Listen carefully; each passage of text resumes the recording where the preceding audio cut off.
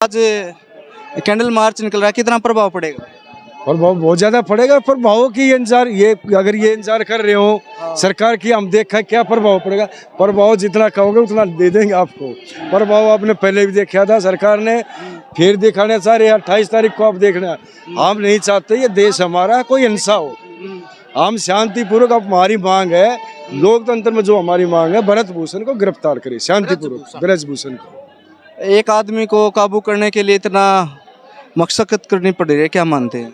देखो जो प्रधानमंत्री है ना, हम समझते हैं 140 करोड़ लोगों का प्रधानमंत्री, लेकिन एक खाली वो भाजपा का प्रधानमंत्री है।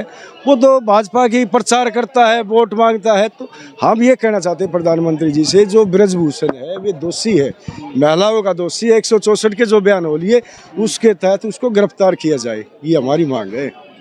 28 तारीख को किस तरह से कार्रवाई रहेगी? 28 तारीख को हम भी एक संसद बनाया है जो नया, उसमें जाएंगे, देखेंगे कैसा। भाई प्रधानमंत्री को आदमी चाहिए ना, आदमी हम लेकर आवाएंगे, वहाँ प्रधानमंत्री से मिलेंगे और वहाँ पूछेंगे भी जो हमारी खिलाड़ी बैठी है, एक महीने से जंतर मंतर जो बैठी है दिल्ली में, कि उनके इंसाफ क्यों नहीं मिल रहा उनको। तो इस तरह की हम बातें पूछेंगे और संसद में जाएंगे, देखेंगे। भाई हम एक महीने से जो पहलवान यहाँ गर्मी में बैठे हैं, संसद में भी 2-4 दिन बैठ के देख लेंगे, वही पंचायत होगी अब की बार। 13 महीने की वो लड़ाई थी, इसको कितना लंबा मान के चलते हैं चलेगी? देखिए, जब ये हम आए थे, जब हम सिर्फ एक दिन के लिए आए थे, हम 13 महीने की सोच के नहीं आए थे। हमारा मकसद ये था कि प्रधानमंत्री जी आपने ये जो 3 काले कानून लागू करे ये गलत है, इनको वापस ले लो। लेकिन प्रधानमंत्री जी समझ में आने तक हमारे 750 किसानों की वो बलि ले चुका था। जो 750 हमारे किसान शहीद हुए थे, तो उनकी बलि उस प्रधानमंत्री ने ली थी।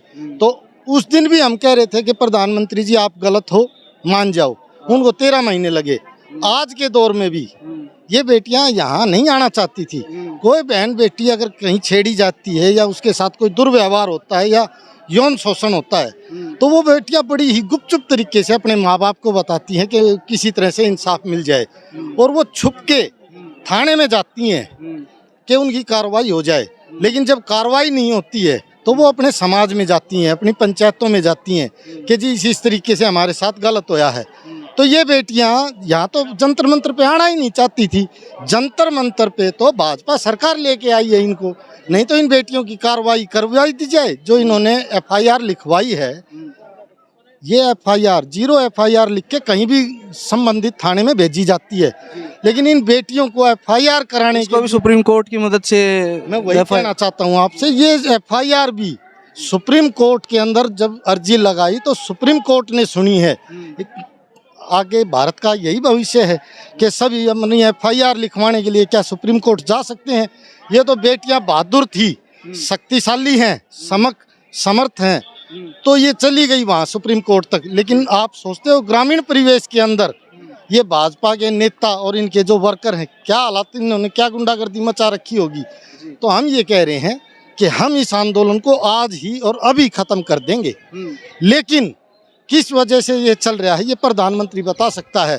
हमारी तो सिर्फ एक मांग है कि ब्रजभूषण का लाई डिटेक्टर टेस्ट करा दिया जाए, उसका झूठ बोलने वाली मशीन पे बैठा दिया जा और उस पर बूझ ली जा। सच का सच और झूठ का झूठ हो जाएगा, दूध का दूध। भाई पुलिस की मजबूरी ये है कि एक प्रधानमंत्री कायर है, बुज़दिल प्रधानमंत्री है। जब ये किसान मजदूर दिखते हैं तो पुलिस को आगे करता है, तो कायर है। बता इसके लिए तो किसी का ये जो और मिलिट्री लगा लो, हम तो यहाँ आएंगे। हमारी जो बेटी है आर पार की लड़ाई है, जब तक इनको न्याय नहीं मिलेगा हम अपने घर में नहीं जाएंगे। हाँ, ये चाहे कुछ भी कर लो, ये दे 1 अरब 40 करोड़ जनता ने एक मजबूत प्रधानमंत्री, लेकिन मजबूर प्रधान सीना बोलते थे ना, ये तो 6 गाय भी कोई तो बहुत गांडू प्रधानमंत्री है। हाँ, बेटियां 1 महीने से सड़कों पे हैं लेकिन बोलने का नाम नहीं ले रहे कुछ भी। क्या कहें? एक नारा दिया था बेटी बचाओ बेटी पढ़ाओ, है बताओ, ये नारे हैं उनके।